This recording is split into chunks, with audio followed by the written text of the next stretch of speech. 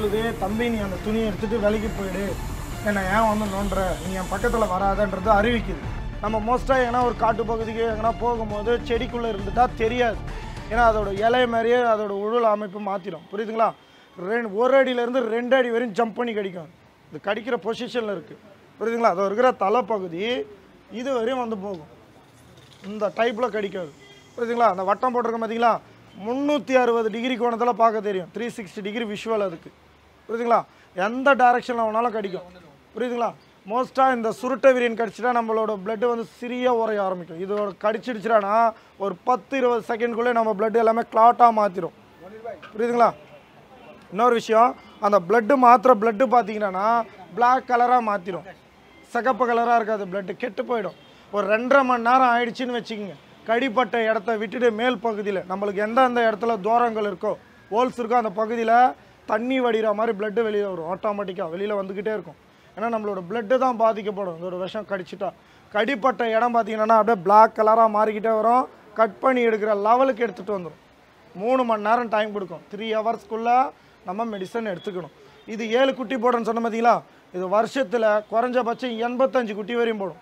அதுவும் ஒரு 1/2 ஹவருக்குள்ளே போட்டுரும். எல்லா குட்டியுமே அனைத்துமே விஷத்தோடு இருக்கும், விஷ பல்லுகளோடு இருக்கும். ஓகேவா?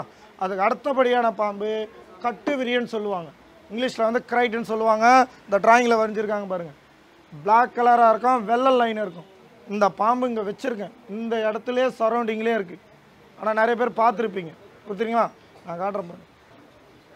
இது ஏன் இந்த இடத்துல டாப் லெவலில் வச்சுருக்கேன்டானா அதோட விஷமும் டாப் லெவலில் இருக்கும்.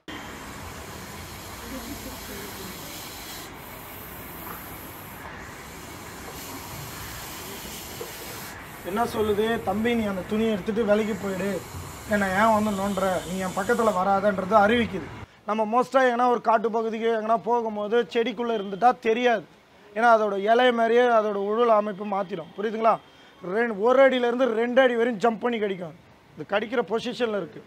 புரியுதுங்களா? அது இருக்கிற தலைப்பகுதி இது வரையும் வந்து போகும். இந்த டைப்பில் கடிக்காது. புரியுதுங்களா? அந்த வட்டம் போட்டிருக்க பார்த்தீங்களா, 360 டிகிரி கோணத்தில் பார்க்க தெரியும். 360 டிகிரி விஷுவல் அதுக்கு.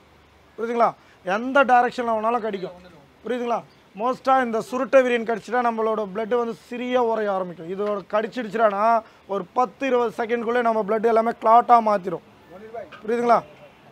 இன்னொரு விஷயம், அந்த பிளட்டு மாத்திர பிளட்டு பார்த்தீங்கன்னா பிளாக் கலராக மாற்றிடும். சிகப்பு கலராக இருக்காது, பிளட்டு கெட்டு போயிடும்.